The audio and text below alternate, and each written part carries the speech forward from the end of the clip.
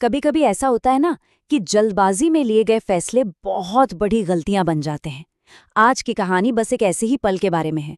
एक तरफ है राजा का गुस्सा और दूसरी तरफ उनके मंत्री का ठंडा दिमाग। ये कहानी असल में लीडरशिप और सही सलाह की ताकत को दिखाती है। चलिए शुरू करते हैं। सोचिए, कहानी की शुरुआत ही एक टकराव से हो रही है। एक राजा अपने सबसे भरोसेमंद सलाहकार पर ही गुस्सा कर रहा है। सवाल ये है कि आखिर ऐसा हुआ क्या कि दोस्ती और विश्वास की जगह इस तरह गुस्से ने ले ली। अब इस टकराव को समझने के लिए हमें इन दो किरदारों को जानना बहुत जरूरी है। एक तरफ है राजा और दूसरी तरफ उनके मंत्री। इन्हीं दोनों का रिश्ता आप कह सकते हैं कि इस कहानी की जान है। हमारे जो दो मेन कैरेक्टर हैं ना, वो एक दूसरे से बिल्कुल अलग हैं। राजा विक्रमादित्य बहादुर तो बहुत हैं, पर उतने ही ज्यादा जल्दबाज भी। और दूसरी तरफ हैं उनके मंत्री सुमंत्र, जो हर कदम बहुत सोच समझकर और शांति से उठाते हैं। मतलब एक आग है तो दूसरा पानी। और बस इसी जल्दबाजी में कहानी का सबसे बड़ा ट्विस्ट आता है। राजा तक एक खबर पहुंचती है, लेकिन वो खबर अधूरी होती है और उसी अधूरी जानकारी के आधार पर वो एक ऐसा फैसला ले लेते हैं जो पूरे राज्य को तबाही की ओर धकेल सकता था। तो होता यह है कि राजा को खबर मिलती है कि पड़ोसी राज्य कमजोर पड़ गया है। बस इतना सुनना था कि उन्होंने फौरन उस पर हमला करने का आदेश दे दिया। ये जानने की कोशिश भी नहीं की कि क्या ये खबर पूरी तरह से सच्ची भी है या नहीं। और जब सब लोग राजा के हुक्म पर सिर झुकाने को तैयार थे, तब दरबार में एक आवाज उठी। ये आवाज थी मंत्री सुमंत्र की, जिन्होंने सीधे सीधे राजा की आज्ञा को चुनौती दे दी। ये सिर्फ एक असहमति नहीं थी, ये तो सत्ता और समझदारी के बीच की सीधी टक्कर थी। मंत्री सुमंत्र ने बहुत शांत लेकिन मजबूत आवाज में राजा से कहा, महाराज, युद्ध करने से पहले हमें पूरी सच्चाई का पता लगा लेना चाहिए। वो भावनाओं में नहीं बहे, बल्कि तर्क और दूर की सोच की आवाज बने। अब ये बात राजा के अहंकार को चुभ गई। उन्हें लगा कि मंत्री उनकी काबिलियत पर शक कर रहे हैं।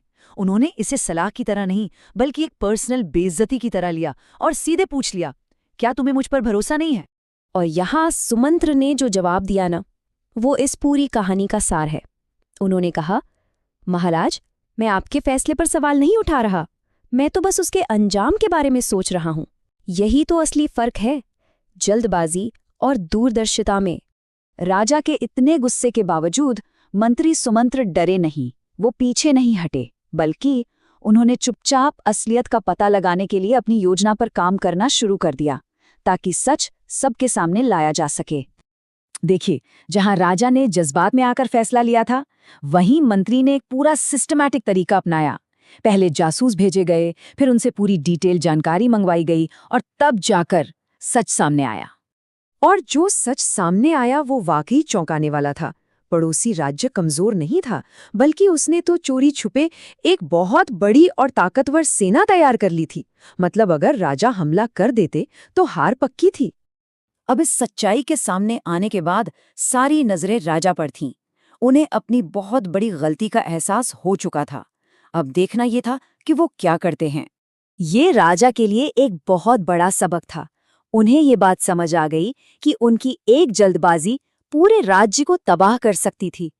मंत्री की सलाह ने उन्हें और उनके राज्य को एक बहुत बड़े संकट से बचा लिया था। और यहाँ राजा ने अपना बड़प्पन दिखाया। उन्होंने अपनी गलती मानी और मंत्री की तारीफ की। उन्होंने कहा, सुमंत्र, तुमने आज मेरे राज्य को बचाया है। सच्चा दोस्त वही है जो सच कहने से न डरे, भले ही वो सच कितना भी कड़वा क्यों ना लगे। तो इस पूरी कहानी से सीखने को क्या मिलता है? पहली बात तो ये कि असली ताकत सिर्फ बहादुरी में नहीं, बल्कि समझदारी में होती है। और दूसरी ये कि किसी की समझदारी भरी सलाह को नज़रअंदाज करना बहुत महंगा पड़ सकता है। और आखिर में एक सवाल हम सबके लिए है। अपनी जिंदगी में जब भी हम कोई बड़ा फैसला लेते हैं, तो क्या हम अपने अंदर की उस समझदार आवाज़, अपने उस सुमंत्र की सुनते हैं? इस पर सोचिएगा ज़रूर।